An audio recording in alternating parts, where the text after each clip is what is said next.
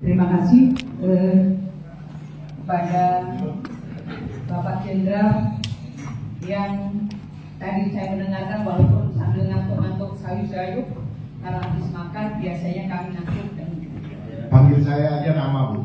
Oh, iya. Kebetulan saya masih muda harus manggilnya. Dan nggak perlu juga panggil itu. Karena kita sama. Ya, ini hanya predikat yang dibuat oleh manusia membuat saya menjadi sombong. Dan hal yang mau predikat itu karena kita sama di mata Allah. Itulah Pancasila. Oke, terima kasih. Mudah-mudahan apa yang tadi disampaikan itu menjadi keberkahan bagi kita semua. Saya bangga bahwa ada seorang polisi yang masih aktif hari ini. Kebetulan saya polisi. Karena saya selalu mengatakan saya kecewa. Kenapa? Saya memisahkan dua fungsi ABRI menjadi TNI Polri, tapi hari ini bagi seorang perempuan unta ini saya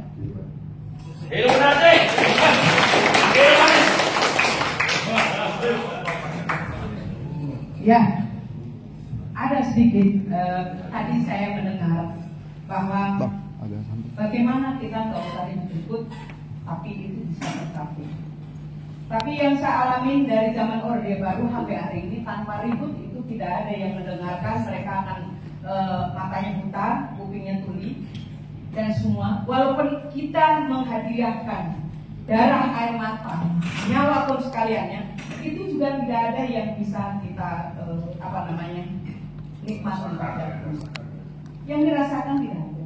Maka hari ini saya bangga bahwa ada seorang polisi yang berani menyampaikan apa yang terjadi di negara kita yang tidak baik-baik saja. Kita dapat tambahan yang tadi disampaikan bahwa kami ini bukan persoalan seragam, soal memilah-milahkan tidak, tapi ini kami bagaimana menyatukan antara seragam satu merah putih hijau menjadi satu kekuatan yang hari ini untuk melawan ketidakadilan. Kenapa? Hari ini rata-rata orang yang selalu kita berikan dari keringat, air mata, yang buruh ini atau rakyat yang bekerja belum menikmati sudah dipotong, tapi ternyata dia juga tidak mau berjuang untuk rakyatnya. Bahwa Undang-Undang Nomor 33 Pasal 2 dan 3 itu isi bumi dan langit ini dikelola oleh negara untuk kesejahteraan rakyat. Tapi nyatanya hari ini tidak ada.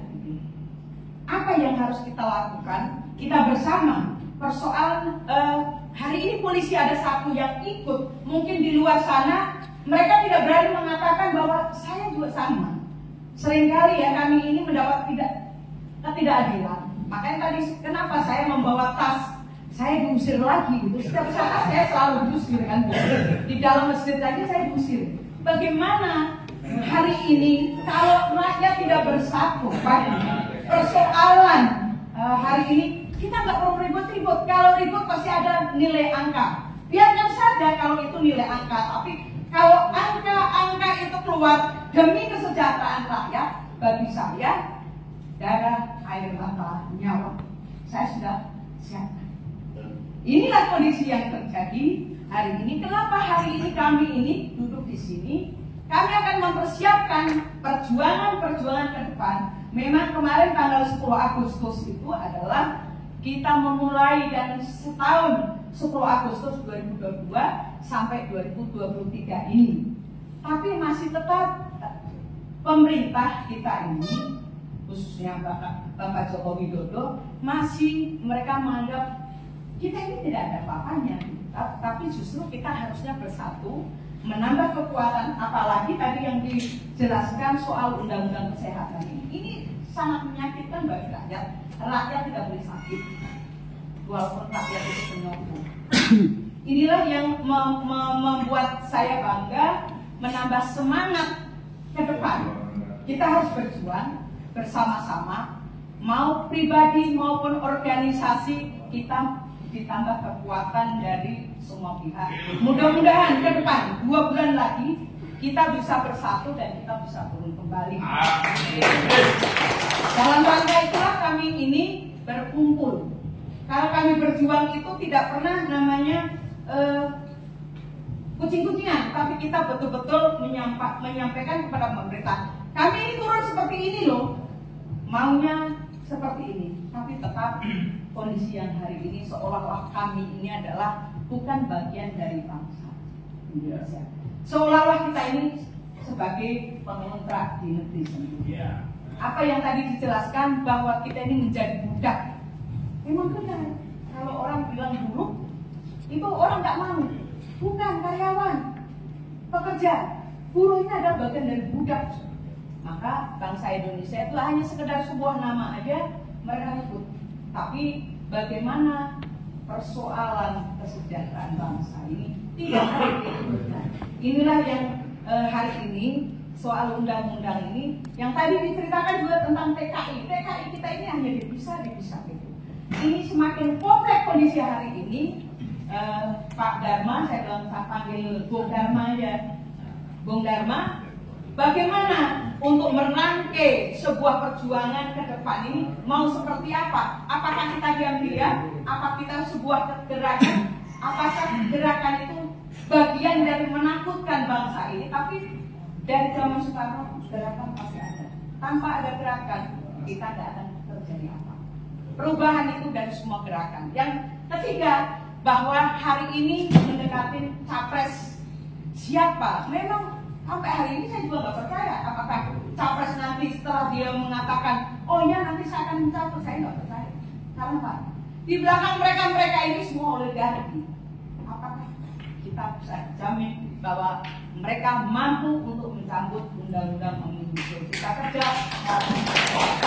Ini sebenarnya saya ingin penegasan dari Bung Dharma, apa yang harus kita lakukan bersama, bukan saya tapi kita lakukan bersama untuk membuat perubahan yang lebih baik menuju kesejahteraan rakyat Indonesia.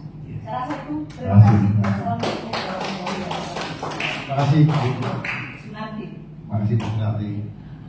Jadi apa yang disampaikan Ibu Sunardi banyak lebar, sebenarnya sama dengan yang lain pun merasakan, yang tidak tergabung di dalam kelompok atau ikatan ini.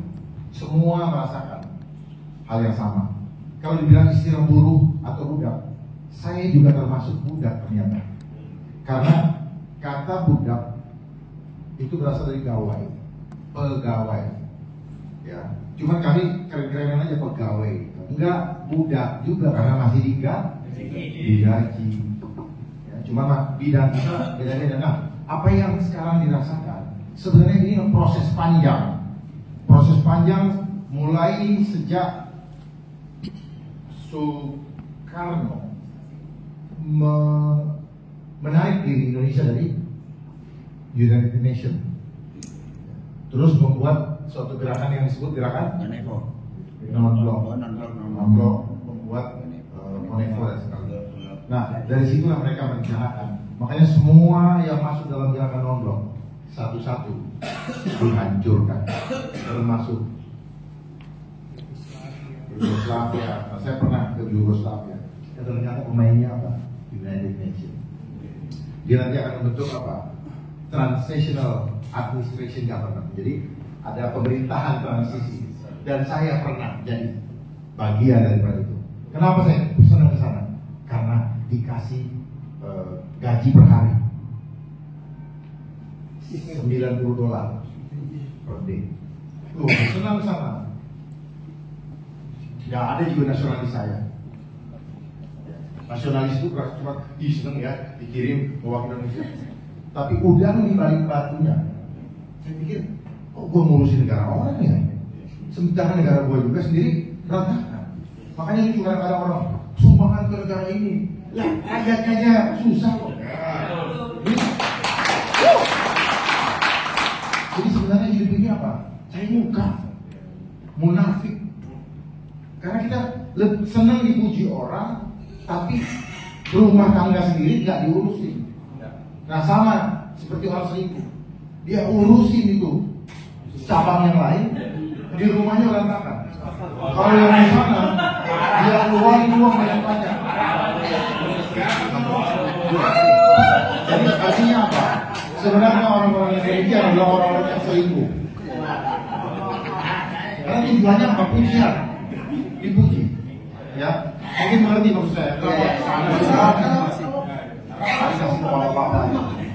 Terus kemudian mengenai apa ya? Kenapa dari dulu sampai sekarang tidak pernah ini kalau tidak ada gerakan? Begini, gerakan ini muncul karena ada kegelisahan. Jadi perubahan muncul dimulai dari kegelisahan. Kegelisahan terus kemudian gerak. Orang gelisah kan bergerak.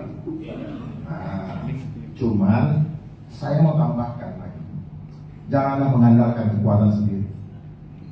Kalau mengandalkan kekuatan sendiri seperti yang selama ini saya lihat, maka yang ada apa? Capek, kecewa. Ibu udah bilang kecewa karena kita tidak ikhlas menghadapi kehidupan ini. Tapi kalau kita berjuang untuk memuliakan nama Allah, beda. Resiko kita ambil. Karena apa? Hasilnya nanti kita dapatkan. Bukan di sini. Di sini nggak ada gunanya. Jangan mengharapkan pujian dari manusia. Nggak ada gunanya. Membuat kita makin berdosa. Makanya dunia ini apa? Kasih artis, kasih idola. Ternyata itu adalah menyembah berhala. Orang begitu, menangis-nangis. Justin Bieber dan sebagainya. Ternyata kita sedang menyembah, bukan menyembah siapa yang kita ini. Nah, sama juga dengan sekarang. Oh, kita takut sekali. Kita diuji makan. Dia bikin kita takut sama makan supaya apa? Iman kita jatuh. Jadi harus kita lihat di situ. Akarnya di mana? Akarnya perbaiki sistem, rubah sistem. Jangan pakai sistem kapitalis.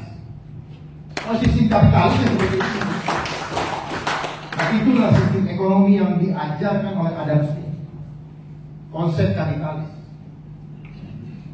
Orang tidak produktif, buang. Gitu. Makanya kesehatan juga bicara apa? Memastikan produktivitas manusia sebagai apa? Makhluk sosial atau makhluk ekonomi. Gila. Beda. Tuhan tidak. Kehidupan kita tuh gratis dari Tuhan.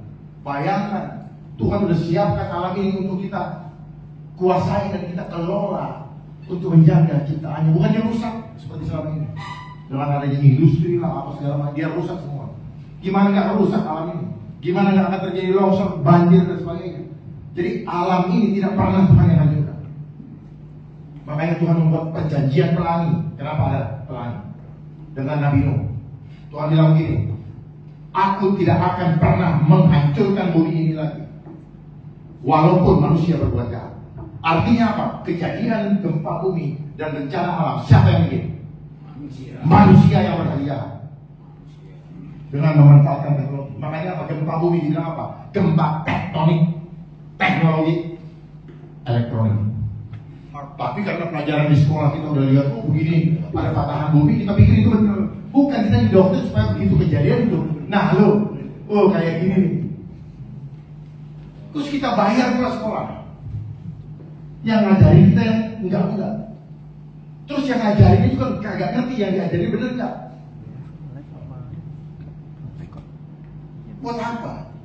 Saya tidak menafikan kita perlu pendidikan. Tadi pendidikan yang mengenal kehidupan untuk mengenal Allah.